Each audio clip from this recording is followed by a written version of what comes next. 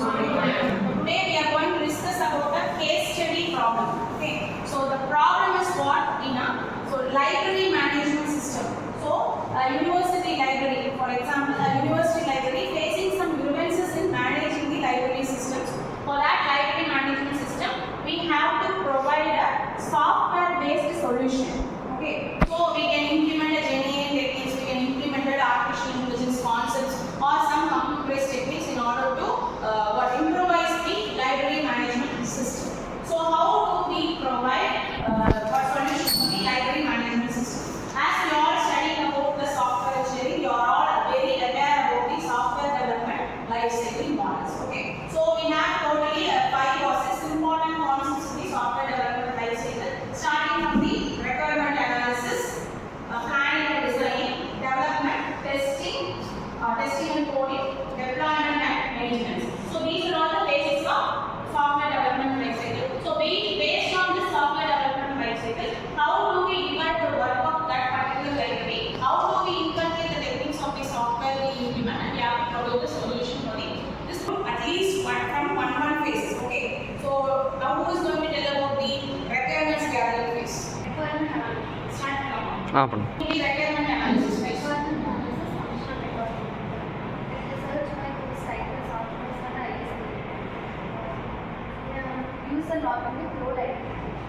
Okay. The requirement analysis can be done based on the requirements, that is the customer who uses the library, the customers who log in the library pages. Okay. So based on their requirement, we can proceed the work. So next one is testing and planning. Who is going to tell about that? We can provide usability testing based on web-based We can provide the usability testing based on web-based with mobile support. Web-based mobile support. Okay. So what she is telling is that we can create a mobile app, a web-based app, a web-based mobile app. All together, we can provide support for the library management system as well. Okay. So what can be the next solution?